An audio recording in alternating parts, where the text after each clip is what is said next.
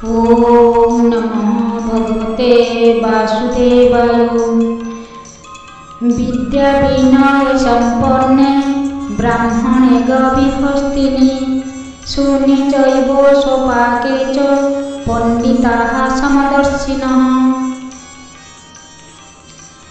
जे ज्ञानी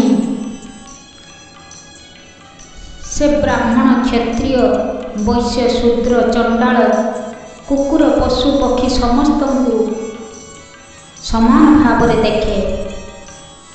एक विद्वान और विनयी साधु प्रकृत ज्ञान बल एक ब्राह्मण गाभी हस्ती कुकुर एवं कुकुर मांस भोजी चंडाल ए समस्त को समदृष्टि देखती। जो व्यक्ति पूर्ण कृष्ण चेतनारे अच्छी से विभिन्न प्राणी और जाति मध्य कौन पार्थक्य देखे नहीं। ब्राह्मण और चंडाल मध्य सामाजिक स्थिति रे भेद रही पारे।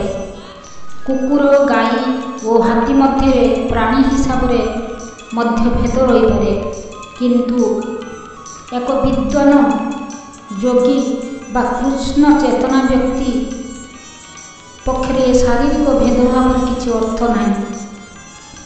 सेमानंकर भगवान संबंध थिबा जो एपरि मनोभाव पोषण करिसेंती। भगवान परमात्मा रूप में समस्त हृदय विद्यमान। भगवान संबंध ए ज्ञान होचे प्रकृतर ज्ञान।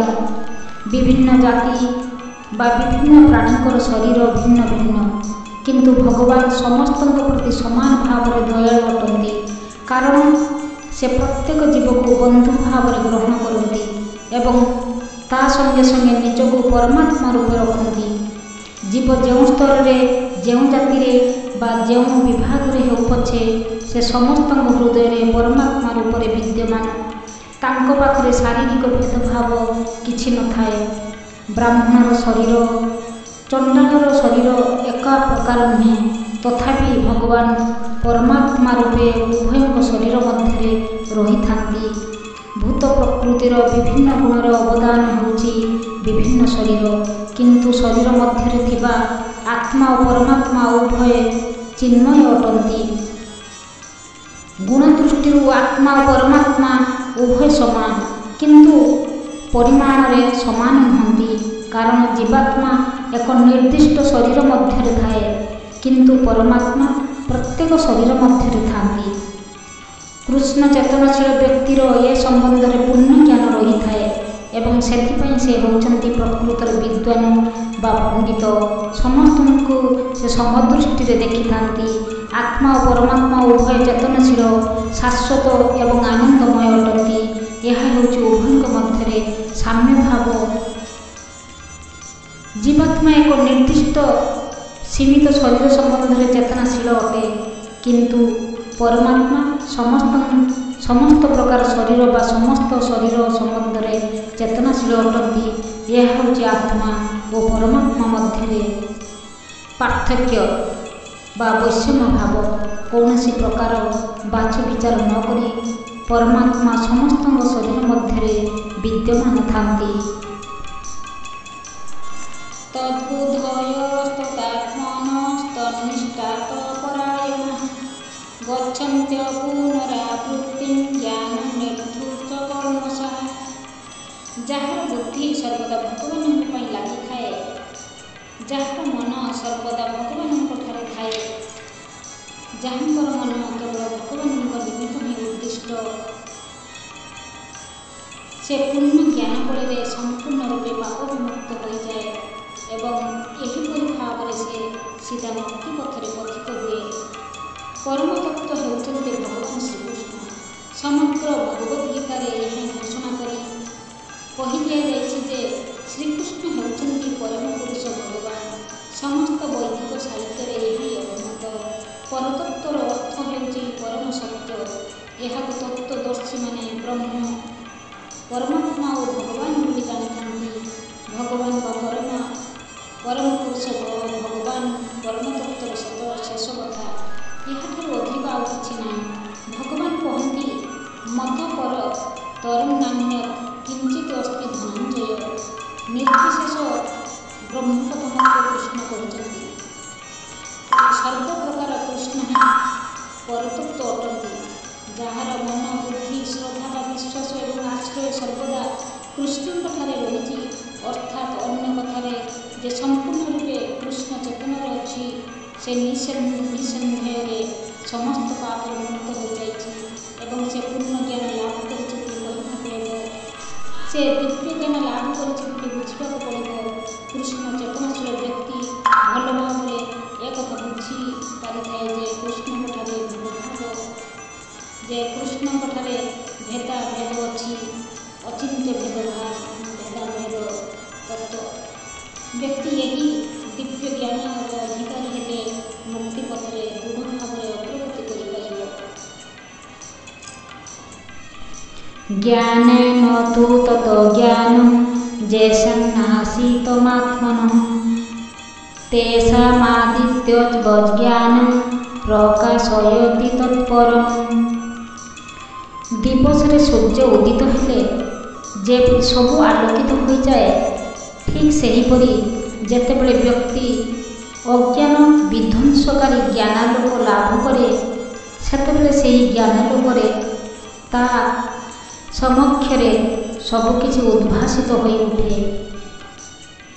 ଯେଉଁମାନେ କୃଷ୍ଣଙ୍କୁ ଭୁଲିଯାଆନ୍ତି, ସେମାନେ ନିଶ୍ଚିତ ଭ୍ରମିତ ହେବେ, କିନ୍ତୁ ଯେଉଁମାନେ କୃଷ୍ଣ ଚେତନାରେ ଅଛନ୍ତି, ସେମାନେ କେବେ ହେଲେ ଭ୍ରମିତ ହୁଅନ୍ତି ନାହିଁ।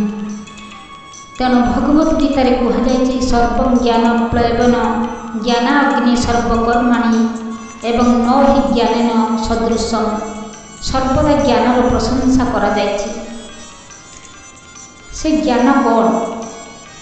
ଯେତେବେଳେ ବ୍ୟକ୍ତି କୃଷ୍ଣଙ୍କଠାରେ ଆତ୍ମସମର୍ପଣ କରେ, ସେତେବେଳେ ସେ ପୂର୍ଣ୍ଣ ଜ୍ଞାନ ପ୍ରାପ୍ତ ହୁଏ। ଗୀତାର 7ମ ଅଧ୍ୟାୟ 19 ଶ୍ଲୋକରେ କୁହାଯାଇଛି ବହୁନାଂ ଜନ୍ମନାଂ ଅନ୍ତେ ଜ୍ଞାନବାନ୍ ମାଂ ପ୍ରପଦ୍ୟତେ। ଅନେକ ଜନ୍ମ ବିତାଇଲା ପରେ ବ୍ୟକ୍ତି ଯେତେବେଳେ ପୂର୍ଣ୍ଣଜ୍ଞାନ ଲାଭ କରେ, ସେତେବେଳେ ସେ କୃଷ୍ଣଙ୍କଠାରେ ଆତ୍ମସମର୍ପଣ କରେ। ଅର୍ଥାତ୍ ଯେତେବେଳେ ବ୍ୟକ୍ତି କୃଷ୍ଣ ଚେତନା ଲାଭ କରେ, ସେତେବେଳେ ଦିବସରେ ସୂର୍ଯ୍ୟାଲୋକରେ ସବୁ ଉଦ୍ଭାସିତ ହେଲା ଭଳି ତା ସମକ୍ଷରେ ସବୁ ଉଦ୍ଭାସିତ ହୋଇ ଉଠେ। ଜୀବ ଅନେକ ପ୍ରକାର ଭ୍ରମିତ ହୁଏ। ଯେତେବେଳେ ସେ ନିଜକୁ ଭୁଲରେ ଭଗବାନ ବୋଲି ଭାବେ, ସେତେବେଳେ ସେ ବାସ୍ତବରେ ମାୟାର ଶେଷ ଜନ୍ତାରେ ପଡ଼ିଯାଏ। ଯଦି ଜୀବ ଭଗବାନ ଅଟେ, ତେବେ ସେ କିପରି ଅବିଦ୍ୟାରେ ଭ୍ରମିତ ହୁଏ? ଭଗବାନ କ'ଣ କେତେବେଳେ ଅବିଦ୍ୟାରେ ଭ୍ରମିତ ହୁଅନ୍ତି? ଯଦି ତାହା ହୁଅନ୍ତି, ତାହେଲେ ଅବିଦ୍ୟା ବା ଶୈତାନ ଭଗବାନଙ୍କଠାରୁ ବଡ଼ ହୋଇଯାଆନ୍ତା। ସେ ପୂର୍ଣ୍ଣ କୃଷ୍ଣ ଚେତନାରେ ଅଛି, ତାଙ୍କରି ଠାରୁ ହିଁ ପ୍ରକୃତ ଜ୍ଞାନ ଲାଭ କରାଯାଇପାରେ। ତେଣୁ ବ୍ୟକ୍ତିକୁ ଏ ପ୍ରକାର ଏକ ଉପଯୁକ୍ତ ଗୁରୁ ଖୋଜିବାକୁ ହେବ ଏବଂ ତାଙ୍କ ଅଧୀନରେ ସେ କୃଷ୍ଣ ଚେତନା ବିଜ୍ଞାନ ଅଧ୍ୟୟନ କରିବ। ସୂର୍ଯ୍ୟ ଯେପରି ଅନ୍ଧକାର ଦୂର କରିଦିଅନ୍ତି, ଠିକ୍ ସେହିପରି ସଦ୍ଗୁରୁ ବ୍ୟକ୍ତିର ଅବିଦ୍ୟା ଦୂର କରିଦେଇପାରନ୍ତି। ସେ ଏ ଶରୀର ନୁହେଁ, ସେ ଦିବ୍ୟ ଆତ୍ମା ଅଟେ। ସେ ଏ ଜଡ଼ ଶରୀରଠାରୁ ବହୁତ ଊର୍ଦ୍ଧ୍ୱରେ ଅବସ୍ଥିତ। ଏ ପୂର୍ଣ୍ଣ ଜ୍ଞାନ ବ୍ୟକ୍ତିର ଥାଇପାରେ, ତା ସତ୍ତ୍ୱେ ସେ ଆତ୍ମା ପରମାତ୍ମାଙ୍କ ମଧ୍ୟରେ ଥିବା ପାର୍ଥକ୍ୟକୁ ଉପଲବ୍ଧି କରିପାରେ ନାହିଁ। ସେ ଯଦି ଜଣେ ଉପଯୁକ୍ତ କୃଷ୍ଣ ଚେତନାଶୀଳ ଗୁରୁଙ୍କର ଶରଣରେ ଆସନ୍ତି, ତାହେଲେ ସେ ସବୁ ଜାଣିପାରିବେ। ଯେତେବେଳେ ବ୍ୟକ୍ତି ବାସ୍ତବରେ ଭଗବାନଙ୍କର ପ୍ରତିନିଧି ବା ଗୁରୁଙ୍କୁ ସେ ଭେଟେ, ସେତେବେଳେ ସେ ଜାଣିପାରେ ଭଗବାନ କ'ଣ ଏବଂ ଭଗବାନଙ୍କ ସହିତ ତାର କି ସମ୍ବନ୍ଧ ରହିଛି।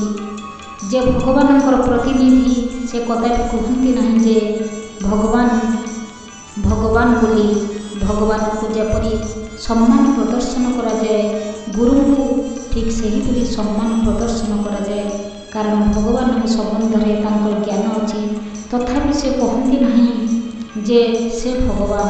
ବ୍ୟକ୍ତିକୁ ଜୀବ ଓ ଭଗବାନଙ୍କ ମଧ୍ୟରେ ଥିବା ପାର୍ଥକ୍ୟକୁ ବୁଝିବାକୁ ପଡ଼ିବ। ତେଣୁ ଶ୍ରୀକୃଷ୍ଣ ଗୀତାରେ 2ୟ ଅଧ୍ୟାୟରେ କହିଛନ୍ତି ପ୍ରତ୍ୟେକ ଜୀବର ସ୍ୱତନ୍ତ୍ର ବ୍ୟକ୍ତିତ୍ୱ ଅଛି ଏବଂ ଭଗବାନଙ୍କର ମଧ୍ୟ ସ୍ୱତନ୍ତ୍ର ବ୍ୟକ୍ତିତ୍ୱ ଅଛି। ଅତୀତରେ ସେମାନେ ସ୍ୱତନ୍ତ୍ର ବ୍ୟକ୍ତି ରୂପରେ ଥିଲେ, ବର୍ତ୍ତମାନ ଅଛନ୍ତି ଏବଂ ଭବିଷ୍ୟତରେ ରହିବେ। ଏପରିକି ମୁକ୍ତି ଲାଭ କଲା ପରେ ମଧ୍ୟ ସ୍ୱତନ୍ତ୍ର ବ୍ୟକ୍ତି ରୂପରେ ସେ ରହିବେ।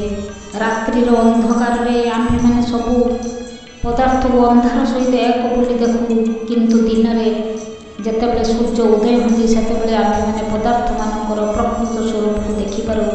ଦିବ୍ୟ ଜୀବନରେ ବ୍ୟକ୍ତି ଠିକ୍ ସେହିପରି ସ୍ୱତନ୍ତ୍ର ଜ୍ଞାନ ହିଁ ପ୍ରକୃତ ଜ୍ଞାନ ଅଟେ ବା ବାସ୍ତବ ଜ୍ଞାନ ଭାବରେ ସେ ଗ୍ରହଣ କରିଥାଏ।